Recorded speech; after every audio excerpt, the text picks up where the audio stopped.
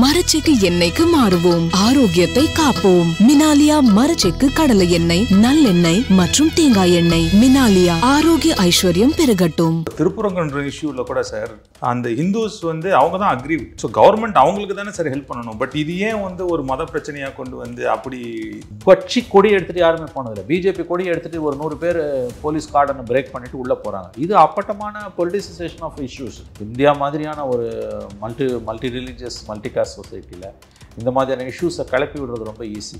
அதை டவுஸ் பண்ணுறது ரொம்ப கஷ்டம். அண்ணா யூனிவர்சிட்டி கேஸில் வந்து அந்த எஃப்ஐஆர் அவன் அப்லோட் பண்ண வேண்டிய அவசியமே கிடையாது. there is no need for you to upload the FIR. யாரும் ஒன்று கேட்கல. இன்ஃபேக்ட் ஆம்ஸ்ட்ராங் மர்டர் கேஸில் இன்னமும் எஃப்ஐஆர் அப்லோட் ஆகல.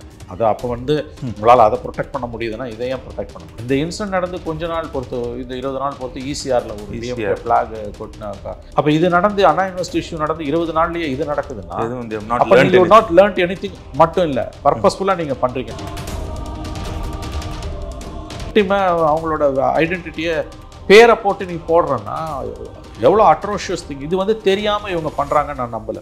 லா and order is a serious issue. Political responsibility யாருன்னா the buck stops with the chief minister. அவர் எதுவுமே பேச மாட்டேன்றார். அதாவது அங்கொன்றும் இங்கொன்றுமா நடக்கக்கூடிய இன்சிடென்ட்ஸை வச்சு பெருசுப்படுத்துறாங்க, இந்த கவர்மெண்ட்டுக்கு எதிராக கட்டுக்கதையை கிளப்புறாங்கன்றார். he is on the belief that everything is fine, எல்லாமே நல்லா இருக்கு அப்படின்ற ஒரு தவறான ஒரு எண்ணத்தில் தான் ஸ்டாலின் இருக்கார்.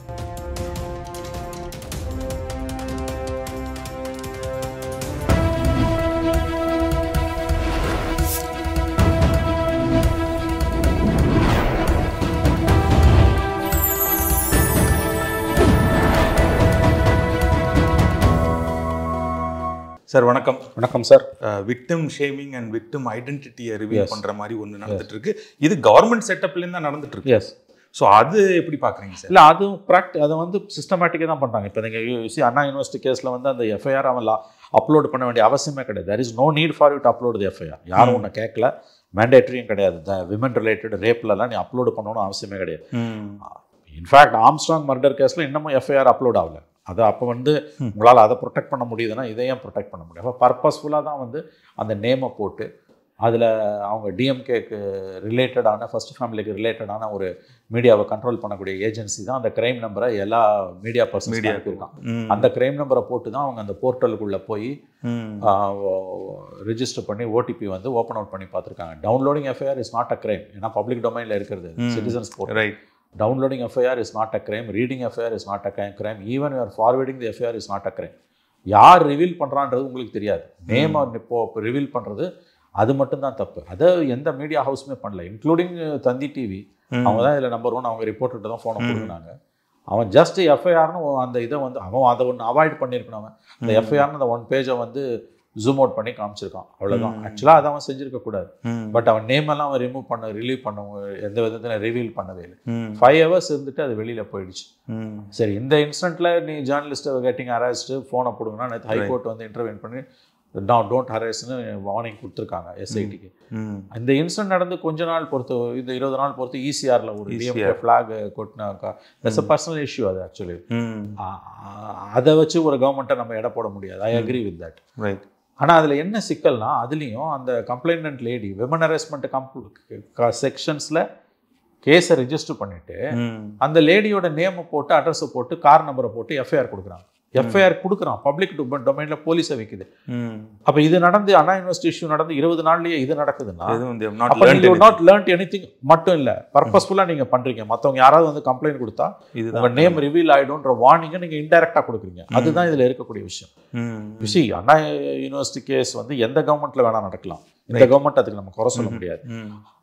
ஆனால் அந்த எஃப்ஐஆரை வந்து நீ எதுக்கு அப்லோட் பண்ணால் அவ்வளோ நாஸ்டியாக எதுக்கு எஃப்ஐஆரை டிராஃப்ட் பண்ணுன்றது தான் கொஸ்டின். சரி, அது நடந்து 20 நாள்லேயே ECRல நடந்த கேஸில் விமன் ஹராஸ்மெண்ட் செக்ஷன்ஸில் தான் நீங்களே கம்ப்ளைண்ட்டை ரிஜிஸ்டர் பண்ணுறீங்க. அப்புறம் விக்டிமை அவங்களோட ஐடென்டிட்டியை பேரை போட்டு நீ போடுறேன்னா எவ்வளோ அட்ரோஷியஸ் திங். இது வந்து தெரியாமல் இவங்க பண்ணுறாங்கன்னு நான் நம்பலை. My assumption is that purposefully, Anna university case ஆகட்டும், இந்த கேஸ் ஆகட்டும், my assumption is they are purposefully doing it so that it will work as a deterrent for other women from launching complaints. நீ வராத வந்தினா உன் பேரை நான் ரிவீல் பண்ணுவேன்றது தான் இதுலேருந்து நமக்கு கிடைக்கக்கூடிய செய்தி. சென்சிட்டைஸ் பண்ணுறாங்க, பேசுகிறாங்க போலீஸுக்கு எப்படி எஃப்ஐஆர் எழுதணும், women related case, POCSO case, child related கேஸ்லாம் சொல்கிறாங்களே ஒழிய நடைமுறையில் அது வரவே இல்லை. அது இன்எஃபிஷியன்சின்னு மட்டும் எடுத்துக்க முடியாது. கண்டிப்பாக there are more than what meets the eye. பர்பஸ்ஃபுல்லாக இவங்க பண்ணியிருக்காங்க நம்புறதுக்கும். இப்போ அண்ணா யூனிவர்சிட்டி கேஸ் நடந்து 20-25 நாளில் ECR கேஸில் நீ அந்த name when you register a case under women harassment sections, பெண்களுக்கு எதிரான குற்றங்களை தடுக்கக்கூடிய பிரிவுகளில், தண்டிக்கக்கூடிய பிரிவுகளில் நீ எஃப்ஐஆரை போட்டுட்டு அந்த லேடியோட நேமை எப்படி ரிவீல் பண்ணுவேன்? ஒரு குழந்தை கூட தெரிஞ்ச விஷயம். அப்போ பர்பஸ்ஃபுல்லாக தான் நீங்கள் பண்ணுங்க. இப்போ அந்த எஃப்ஐஆர் காப்பி வெளியில் லீக் ஆகும்போது அந்த லேடி அவங்க என்ன நினைப்பாங்க? எதுக்கடா போனால் கம்ப்ளைண்ட்டுன்னுவாங்க. ரைட்.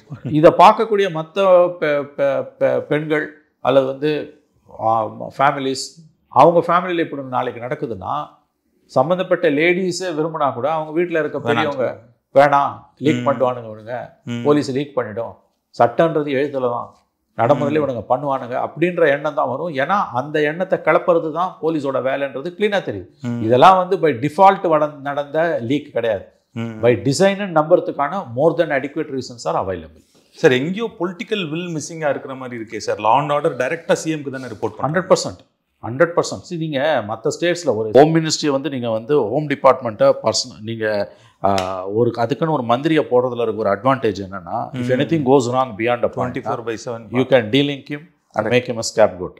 இப்போ இந்தியாவில் பல மாநிலங்களில் ஹோம் மினிஸ்டர் தனியாக இருக்கார். தமிழ்நாட்டில் கக்கன் பீரியடில் பக்தவச்சலம் காங்கிரஸ் கவர்மெண்ட்டில் தான் ஹோம் மினிஸ்டர். அதுக்கு பிறகு அண்ணாதுரை, எம்ஜிஆர், கருணாநிதி, ஜெயலலிதா, எடப்பாடி, ஸ்டாலின் எல்லாமே அவங்க தான் ஹோம் மினிஸ்டர். போலீஸ் அவங்க தான் கையில் 60 இயர்ஸாக தான், கிட்டத்தட்ட 58 இயர்ஸாக தான் தமிழ்நாட்டில் இருக்க நிலைமை. அதில் அட்வான்டேஜ் டிஸ்அட்வான்டேஜ் ரெண்டுமே இருக்குது. அட்வான்டேஜ்ன்றது நல்ல குவாலிட்டி உள்ள சீஃப் மினிஸ்டர்ஸ் தான் they can take action. Disadvantage என்னன்னு கேட்டிங்கன்னா, இந்த மாதிரி அவங்க இன்எஃபிஷியண்ட்டாக இருந்துட்டாங்க அப்படின்னா நீங்கள் ஹோல் கவர்மெண்ட்டை தான் ப்ளேம் பண்ணணுமே ஒழிய இண்டிவிஜுவலாக ப்ளேம் பண்ண முடியும். ஃபார் எக்ஸாம்பிள், இப்போ யோசிச்சு பாருங்கள், தமிழ்நாட்டுக்கு இப்போ ஒரு ஹோம் மினிஸ்டர் இருக்காருன்னு வச்சுக்கோங்க. இவ்வளோ இஷ்யூஸ் வரும்போது கொஸ்டின் என்ன ரைஸ் ஆகும்னா, ஹோம் மினிஸ்டர் ரிசைன் அப்படின்ற டிமாண்ட் வரும். இப்போ வரதே இல்லை. ஏன்னா யார் ரிசைன் பண்ணுவா? சிஎம் தான் resign. CM cannot resign because it's CM resignation, government resigning. So ஒரு மந்திரியை தனியாக லாண்டா போலீஸுக்கு போட்டிங்கன்னா இருக்கக்கூடிய அட்வான்டேஜ் அப்போசிஷனுக்கும் மீடியாவுக்கும் போலீஸை கையில் சிஎம்ஏ வச்சிருக்கும் போது கிடையாது. லா and order is a serious issue. Political responsibility யாருன்னா the buck stops with the chief minister. அவர் எதுவுமே பேச மாட்டேன்றார். ஸோ ஆப்வியஸ்லி இது கலெக்டிவ் ரெஸ்பான்சிபிலிட்டின்னு சொன்னாலும் ஹோம் டிபார்ட்மெண்ட் சிஎம் கிட்ட இருக்கிறதுனால டெஃபினெட்லி பொலிட்டிக்கல் வில் இஸ் மிஸ்ஸிங்னு தெரியுது. there is something very seriously wrong, very seriously wrong in the police front, law and order frontல நிறைய பிரச்சனை இருக்கு. அவங்க என்ன பண்ணுவாங்க, இந்த இஷ்யூவை ரைஸ் பண்ணால் திமுகவும் அவங்களோட தோழமை கட்சிகளும் குஜராத்தில் இல்லையா, யூபியில் இல்லையா, மத்திய பிரதேசில், ஜார்க்கண்டில், மணிப்பூரில், வெஸ்ட் பெங்கால்னு கம்பேரிசன்ஸில் தான் போகுமே ஒழிய தமிழ்நாட்டுக்குன்னு ஒரு ஸ்டாட்டிஸ்டிக்ஸ் இருக்குது. அந்த அளவுகள் படியும். ரெண்டாவது குவாலிட்டேட்டிவ் டிஃப்ரென்ஸ். யூபியில் 100 கொலை நடந்திருக்கலாம் இந்த மாதம், ஆனால் தமிழ்நாட்டில் 10 கொலை தான் நடந்திருக்கு. ஆனால் அது எந்த 10ன்றது முக்கியம். கரெக்ட்.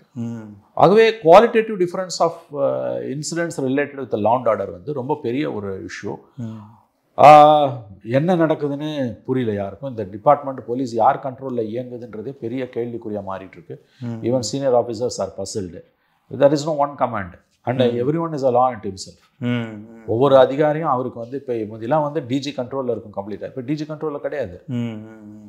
அந்தந்த டிஸ்ட்ரிக்ட் எஸ்பிஸோ, அவரோட ஏடிஜியோ, அவரோட கமிஷனரோ, city கமிஷனரோ, nobody is under the control, not everyone is under the control of DG. அது ரொம்ப டேஞ்சரஸான ஒரு விஷயம். ஒருத்தர் கண்ட்ரோலில் இருந்து ப்ராப்ளம்ஸ் வந்ததுன்னா ஹேண்டில் பண்ணுறது ஈஸி. அக்கௌண்டபிலிட்டி இருக்கும். You can make the person realise. தலையில் 2 குட்டு கோர்ட்டை வச்சதுன்னா திருந்துவாங்க. But if it is not under one person's control, every one is law into himself. தடி எடுத்தவங்களாம் தண்டல்காரன்ற மாதிரி அப்போ லோக்கல் இஷ்யூஸ் விளையாடுது. அந்தந்த அதிகாரிகள் அவங்க இஷ்டத்துக்கு பேசுகிறாங்க, செய்கிறாங்க. அது ரொம்ப ஆபத்தானது. அண்ட் இவங்களுக்கு ஒரு விஷயம் புரியல ஸ்டாலினுக்கு, முதலமைச்சர் ஸ்டாலினுக்கு என்னென்னா, லா அண்ட் ஆர்டர் தான் face of the government. Like பிந்தி ஒரு பெண்ணுக்கு பொட்டுன்னுவாங்க. அது ஃபெமினிஸ்ட் ஒத்துக்க மாட்டாங்க. பட் ஒரு சிந்தூரம் மாதிரி உங்களுக்கு ஒரு அரசாங்கத்தோட அளவுகோல் என்பது சட்டம் ஒழுங்கு தான். அது சந்தி சிரிக்குது அப்படின்னும் போது கவர்மெண்ட்டுக்கு ரொம்ப கெட்ட பேர். லா அண்ட் ஆர்டர் ஒரு சீரியஸ் இஷ்யூவாக இந்த கவர்மெண்ட்டில் வந்துகிட்டு இருக்குது. ஆனால் முதலமைச்சர் அதை பற்றி துளியும் கவலைப்படல. அவர் இப்போ 4 நாள் மேலே கூட என்ன சொல்கிறார், அங்கொன்றும் இங்கொன்றுமா நடக்கக்கூடிய இன்சிடென்ட்ஸை வச்சு பெருசுப்படுத்துகிறாங்க, இந்த கவர்மெண்ட்டுக்கு எதிராக கட்டுக்கதையை கிளப்புறாங்கன்றார். He's on the belief that every thing is fine. எல்லாமே நல்லா இருக்குது அப்படின்ற ஒரு தவறான ஒரு எண்ணத்தில் தான் ஸ்டாலின் இருக்கார். அப்படி எந்த கவர்மெண்ட்லையுமே இருக்க முடியாது. எல்லா கவர்மெண்ட்லையுமே ப்ராப்ளம்ஸ் தான் இருக்கும். டிகிரி தான் வேரி ஆகும். தேனும் பாலும் ஓடுது, இது பொற்கால ஆட்சின்ற மாதிரியான நினைப்பு இருக்குன்னா தேர் லூசிங்னு அர்த்தம். They're going to lose or they're started losing. ஆகவே லா அண்ட் ஆர்டர் வந்து ஒரு பெரிய பிரச்சனை தான் தமிழ்நாட்டில். முதலமைச்சர் கட்டுப்பாட்டில் இருக்கக்கூடிய காவல்துறை நிறைய தவறுகளை செய்து 2 பிரச்சனை. ஒன்று காவல்துறையால் மக்களுக்கு வரக்கூடிய பிரச்சனை, இன்னொன்று காவல்துறைக்கு உள்ளே இருக்கக்கூடிய பிரச்சனை. இது ரெண்டுமே மிகப்பெரிய சிக்கலாக திமுக அரசுக்கு உருவாகி கொண்டிருக்கிறது. அவங்க அதை பற்றி கவலைப்படாமல் எதை சொன்னாலும் அவங்க மோடியை பார், இந்துத்துவா, பிஜேபி, மணிப்பூர், ஹரித்வாரில் பார்த்தியா கும்பமேளாவில் ஸ்டாம்பேடு, இந்த கதை தான் ஓடிதே ஒழிய இங்கே ஒரு கவர்மெண்ட் இருக்குது, இங்கே நல்லது கெட்டது இருக்குது, நம்ம அதை பேசணும், அட்ரஸ் பண்ணணுன்ற எண்ணமே அவங்களுக்கு இல்லை. Tamil Nadu's law and order problem is becoming a serious crisis. சட்டம் ஒழுங்கு தமிழ்நாட்டில் ஒரு மிகப்பெரிய பிரச்சனையாக உருவெடுத்து கொண்டிருக்கிறது. நாளுக்கு நாள் சட்டம் ஒழுங்கு சீரழிந்து கொண்டிருக்கிறது என்பதுதான் வருத்தப்பட வேண்டிய உண்மை. பட் சார், இன்னொரு பேட்டர்ன் கூட பார்க்குறேன் சார். இங்கே மோஸ்ட் வோக்கல் அப்போசிஷன் பார்ட்டிஸ் இன்னைக்கு பார்த்தீங்கன்னா நாம் தமிழரும் பிஜேபியாக தான் இருக்காங்க வோக்கலாக. அவங்க 2 பேர்த்துக்கும் ஒருத்தருக்கு மத பிரச்சனையும் ஒருத்தருக்கு மொழி பிரச்சனையும் கொடுத்து அவங்கள பிஸி ஆகிட்டாங்க. பிரின்சிபல் அப்போசிஷன் பார்ட்டி சைலண்டா இருக்கு. ஸோ அது கூட ஒரு கவர்மெண்ட் ஸ்ட்ராட்டஜி மாதிரி தெரியுதே சார். உண்மைதான். இப்போ சீமானெல்லாம் வந்து பெரியாரை பற்றி எப்பயோ ஒரு தடவை 2 தடவை பேசிட்டு போனால் அது ஓகே. 52 வருஷத்துக்கு முன்னால் இறந்து போன ஒரு தலைவரை பற்றி தினம் பேச வேண்டிய அவசியம் இல்லை. அண்ட் இந்தியன் ஈத்தாஸ் வந்து மறைந்த தலைவர்கள், மறைந்த ஒரு மனிதன் தெய்வத்துக்கு சமம், அது யாராக இருந்தாலுமே. ஒரு அகடமிக் டிஸ்கஷனாக இருக்கலாம் வழியே டே டு டே பாலிடிக்ஸில் கொண்டு வந்து பெரியாரை வச்சு ஸ்லாண்டர் பண்ண வேண்டிய அவசியமே கிடையாது. Periyar is a bundle of contradictions and he lived over 90 years. A person lived for 90 yearsனா கான்ட்ராடிக்ஷன்ஸ் இருக்க தான் செய்யும். பெரியார் ஹோலி கவ் இல்லை. பட் பெரியாரை வந்து நீங்கள் வந்து இவ்வளோ தூரம் வந்து நேஸ்டியாக கமெண்ட் பண்ண வேண்டிய அவசியமும் கிடையாது. Which Indian ethos will not allow it. அது யாராக இருந்தாலும். என்னை பொறுத்த வரைக்கும் அது மறைந்த தலைவர்களை பற்றி பேசும்போது we must have extra caution. Mahatma காந்தியாக இருக்கலாம், ஜவஹர்லால் நேருவாக இருக்கலாம், even for that matter Veer Savarkar. I will say when you discuss about such a personalities, நிறைய குறைகள் இருந்தாலும் அவங்கள நீங்கள் வந்து ஸ்லாண்டர் பண்ணுறது அன்அக்செப்டபிள். அதனால தான் ராகுல் காந்தி வந்து வீர் சாவர்கரை பற்றி ஸ்லாண்டர் பண்ணுறதுக்கு even many section of Hindu society and இந்தியன்ஸை வந்து அதை ரெசிஸ்ட் பண்ணுறாங்க. ஏன்னா he was a great freedom fighter. But அவருக்கு நிறைய குறைகள் இருந்தது, நிறைய விமர்சனங்கள் இருந்தது. அதுக்கு இவ்வளோ தூரம் கீழே போட்டு மிதிக்க வேண்டிய அவசியம் கிடையாது.